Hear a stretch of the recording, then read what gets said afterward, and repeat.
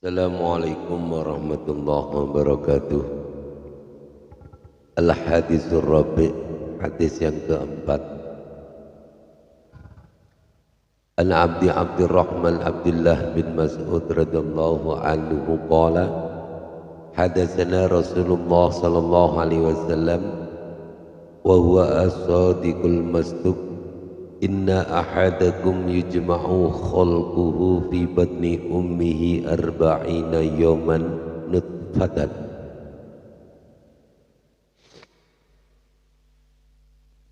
thumma yakunu alaqatan misla dhalik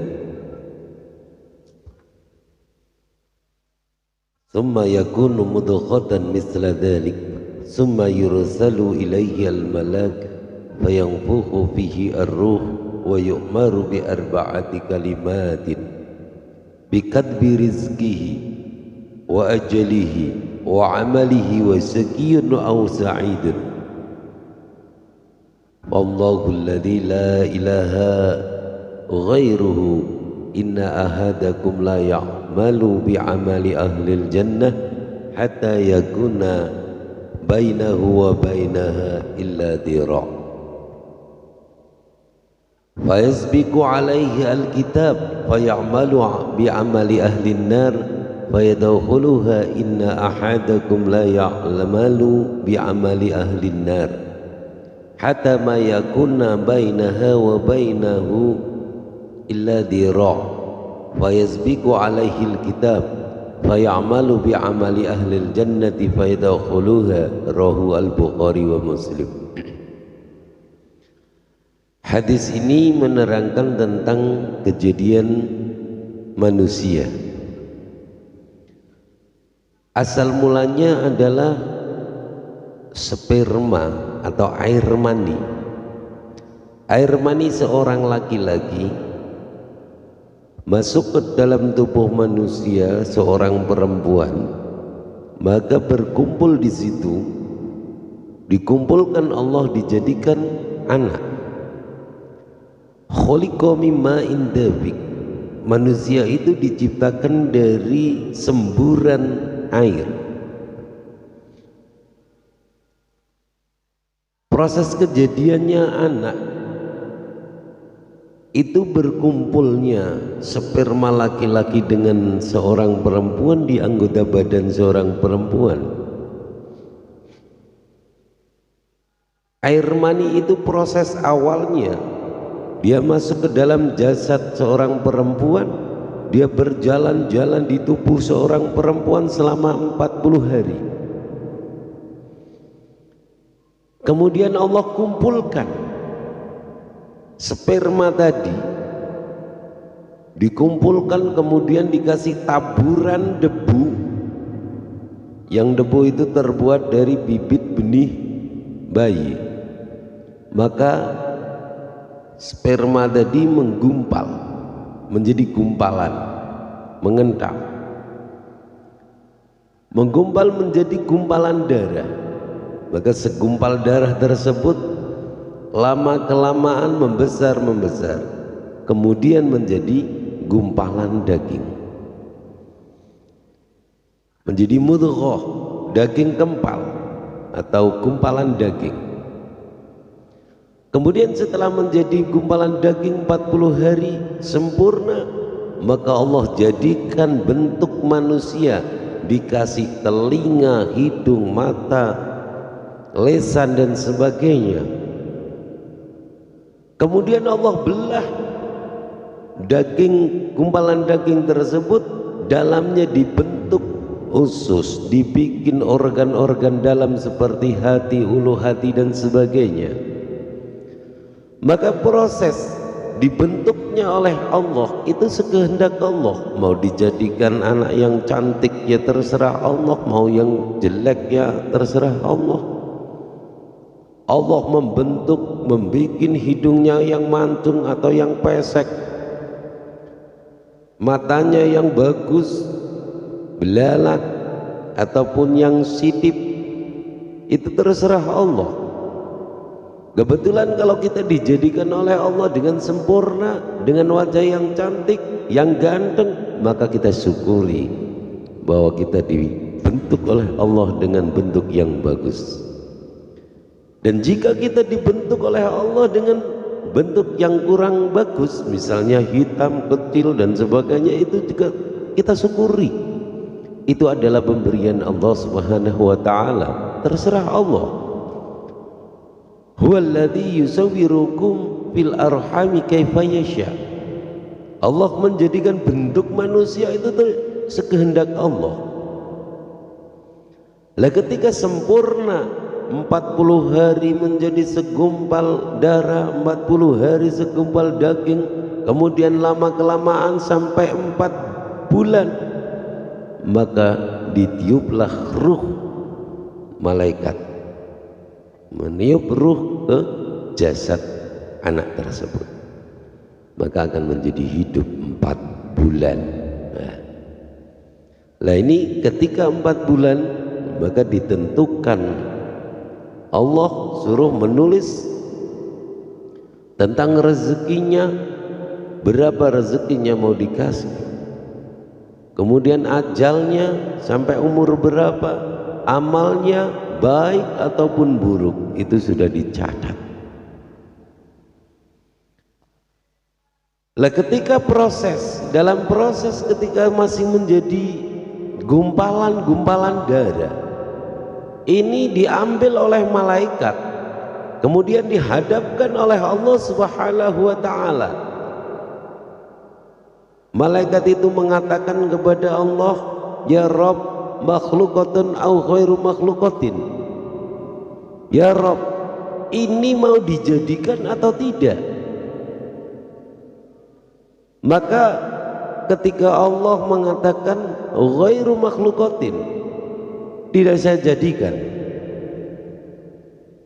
Ketika tidak dijadikan, maka malaikat kembalikan nutfah atau mudghah tersebut ke dalam perut sang ibu. Akhirnya mencair lagi menjadi gumpalan darah kecil-kecil, sehingga menjadi siket atau bayi runtuhan, itu yang biasanya guguran itu ya. Kemudian ketika Allah menghendaki makhlukatun, jadikanlah, maka malaikat bertanya kepada Allah, ya Allah, kalau ini mau dijadikan adzakarun am unsa, mau dijadikan laki-laki atau perempuan?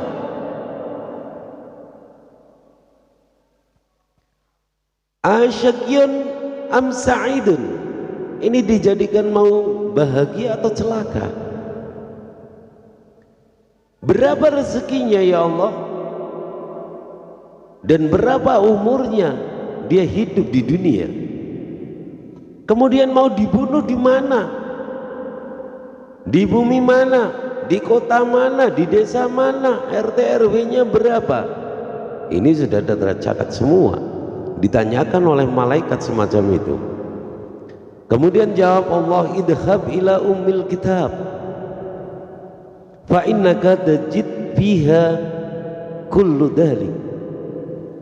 Hai malaikat, pergilah ke Lauhul Mahfuz, kau akan mendapatinya catatan-catatan ada di sana.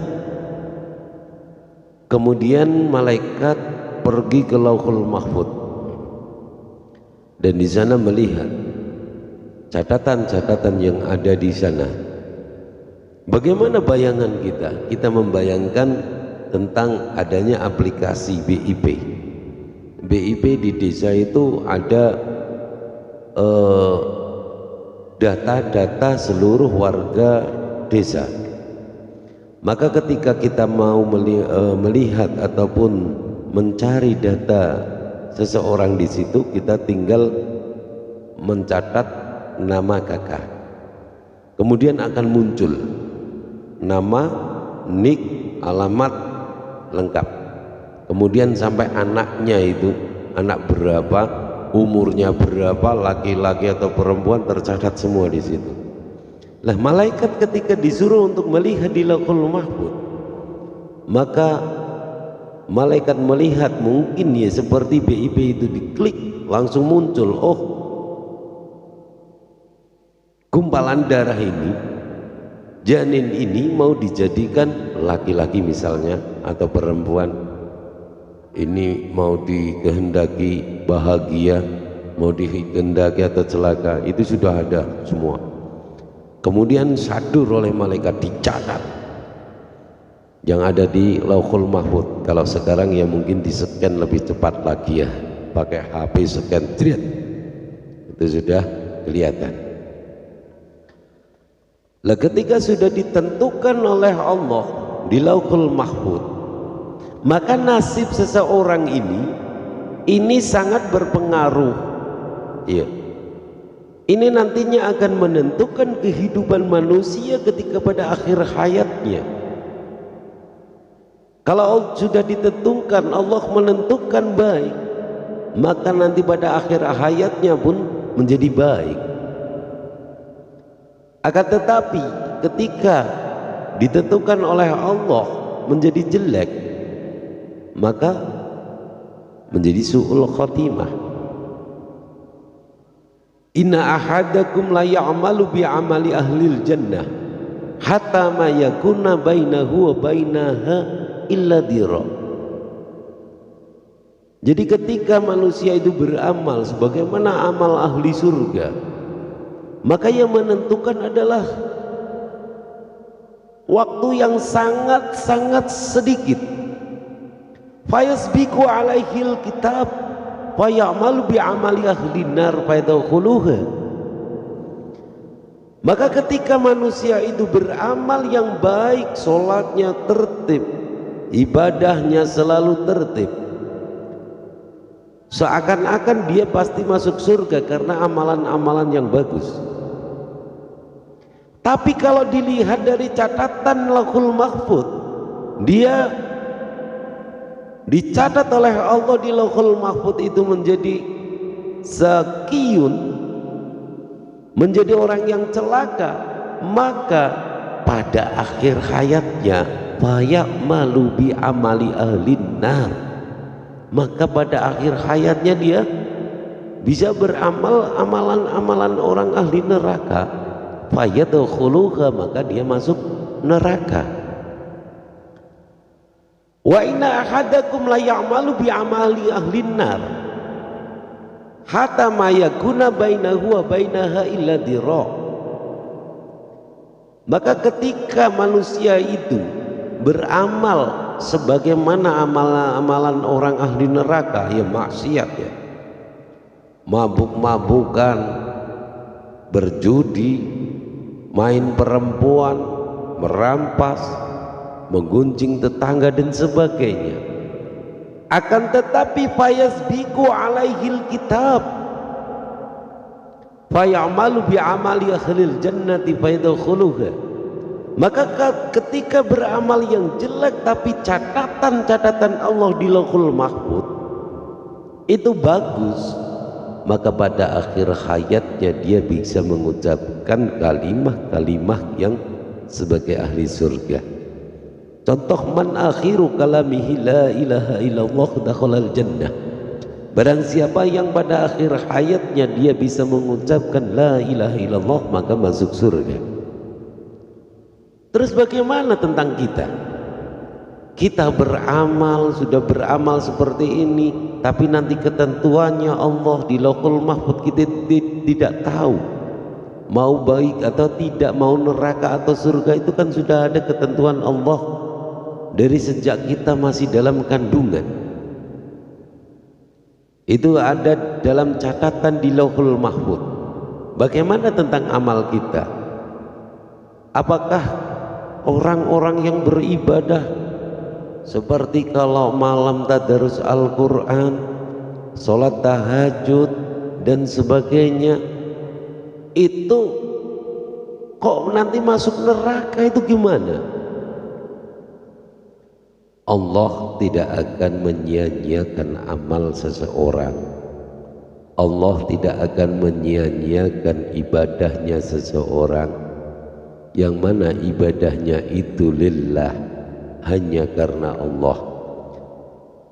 Pasti Allah jamin, pasti Allah tepati janjinya. Akan tetapi kita melihat kerusakan suatu amal itu banyak sekali penyebabnya. Misalnya orang yang alim ataupun pandailah tentang agama, sehingga dia hari-harinya selalu beribadah, selalu taat kepada Allah, sholat malam ia lakukan terus, tadarus Al-Quran, ngaji dan sebagainya, mungkin dengan niat yang bagus, lillah, karena Allah. Akan tetapi kadang-kadang manusia itu terlena. Ketika beramal yang bagus itu ikhlas, maka diterimanya amal tersebut. Tapi ketika sudah ikhlas, kadang-kadang dirusak oleh diri kita sendiri. Misalnya kita sholat sudah khusyuk, hudurul qalbi, menghadirkan hati kita kepada Allah Subhanahu wa ta'ala sampai martabat ihsan, ka'annaka tarah fa illam takun tarah fa innahu yarah, semacam itu sudah. Tapi perlu diingat, rubbama dakhala riya min haitsu la yanduruna ilaika khalaq ilaika. Terkadang riya itu masuk pada diri seorang ahli ibadah, sedangkan orang lain tidak ada yang tahu. Loh, bagaimana kok bisa riya? Misalnya sholat dalam keadaan sendirian, sholat tahajud di malam hari kegelapan, tidak ada orang yang melihat, itu bisa riya. Kenapa? Karena mungkin ya dalam bayangan, dalam satu desa ini kok kayaknya saya yang sholat tahajud, yang lain tidur semua. Nah, itu sudah merupakan riya sir yang tidak bisa terlihat. Apalagi sampai dohir, itu bisa menghancurkan ibadah-ibadah yang ikhlas, merusak ibadah-ibadah yang ikhlas, sehingga kesannya tidak ada ibadah sama sekali di hadapan Allah Subhanahu wa ta'ala. Maka kita tidak tahu amal kita itu dirusak oleh perbuatan kita atau tidak, sehingga pada akhir hayatnya kalau memang itu dicatat oleh Allah di Lauhul Mahfuz menjadi jelek, ya itu dirusak oleh diri kita. Ada bohong, kesombongan, iri dan sebagainya, hasud dengan yang lain, maka itu ada merusak, sehingga pada akhir hayatnya dia berbuat sesuatu yang menjadi amal ahli neraka. Maka kita tidak bisa protes, karena Allah mengetahui hati kalian. Innallaha la yanzuru illa suwarikum wala ajsamikum walakin yanzuru ila qulubikum. Allah tidak melihat wajahmu yang cantik, yang ganteng. Allah tidak melihat pakaianmu yang bagus, perilaku kamu di dohirnya. Akan tetapi Allah melihat fi qulubikum, di dalam hati-hati kalian. Maka Allah tahu bahwa ini ibadah benar-benar karena Allah atau tidak. Nah, maka kita selalu minta kepada Allah supaya kita diberi kenikmatan-kenikmatan oleh Allah, bisa mensyukurinya. Diberi kekurangan kita bisa sabar. Kita selalu minta pertolongan kepada Allah Subhanahu wa ta'ala supaya pada akhir hayatnya bisa menjadi husnul khatimah. Amin. Kiranya sekian saja yang bisa saya sampaikan. Akhirul qauli hadza. Assalamualaikum warahmatullahi wabarakatuh.